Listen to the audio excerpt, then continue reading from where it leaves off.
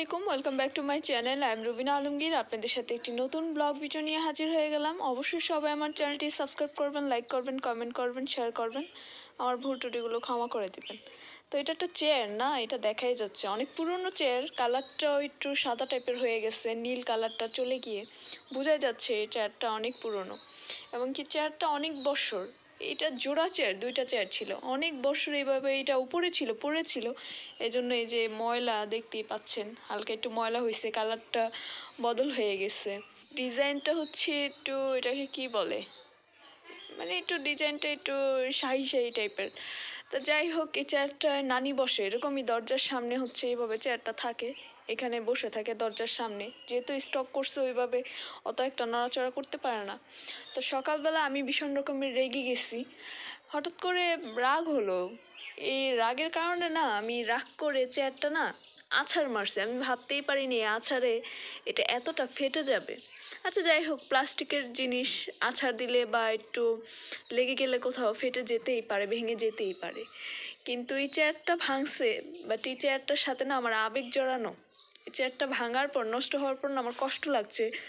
যদিও বা এসব চেয়ার ভাঙলে জোড়া দেওয়া যায়, কীভাবে যেন এটা দেওয়া যায় সম্ভব, কারণ এদিক দিয়ে কিছু হয়নি। বাট এই ফাটাটুকু তো ফেটে গেছে। আমার ভীষণ রকমের কষ্ট লাগছে এবং কি খারাপ লাগছে, কারণ হচ্ছে এই চেয়ারটার সাথে আমার আবেগ জড়ানো। আমি যখন আমার সাংস্কৃতিক অঙ্গনে আমার কাজ শুরু করি, আমি কিছু স্টেজ শো করি, ওই স্টেজ শো করার সময় কি কারণে কি কথার বশত আমার পড়ার টেবিলের সাথে হচ্ছে এই চেয়ার দুজোড়া কিনেছিলাম। আমি যে টেবিলে পড়তাম ওই টেবিল তো নষ্ট হয়ে গেছে, বাট এই চেয়ারে বসে হচ্ছে পড়তাম।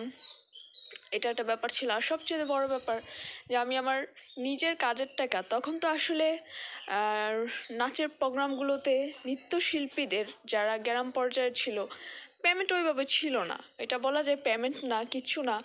এটা ওই নিজেরা শখে প্রোগ্রাম ঘুরে ঘুরে করা হতো, আর টাকাও খুব কম ছিল, টিপসের একটা ব্যাপার ছিল।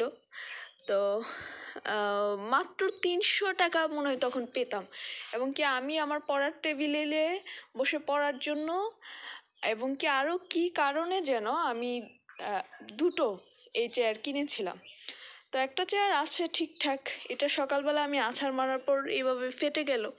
তো ওই যে বললাম, চেয়ারটা বড় বিষয় না, বিষয়টা হচ্ছে দামটাও বড় না, আমার আবেগ জড়ানো। আমার অল্প অল্প সঞ্চিত টাকা দিয়ে তখন, মানে আরএফএল যখন একদম কি বলে খুব বেশি জমজমাট, ওই টাইমটায়, আজ থেকে 18-20 বছর আগে। সো এখনও আরএফএল জমজমাট। তো তখন হচ্ছে আমি দুইটা, মানে অল্প অল্প করে টাকা জমিয়ে দুইটা চেয়ার কিনেছিলাম। একটা চেয়ার নষ্ট আমার হাতেই হলো, এটা খুব খারাপ লাগছে।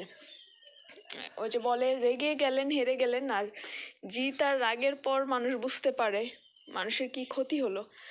তো টাকা হলে এরকম 1000টা চেয়ার কিনা যাবে, আর চেয়ারটা হচ্ছে এখন মনে হয় এই চেয়ার একটাই 1000 টাকা হবে। এগুলো বড় চেয়ার তো, আর মেবি 1000 বা কম বেশি জানি না। সো আবেগ জড়ানো তো, খুব কষ্ট লাগছে, খারাপ লাগছে, এটাই বিষয়। তো যাই হোক, সবাই খুব ভালো থাকবেন, আমার জন্য আমার পরিবারের জন্য দোয়া করবেন। আসসালামু আলাইকুম, আল্লাহ হাফিজ।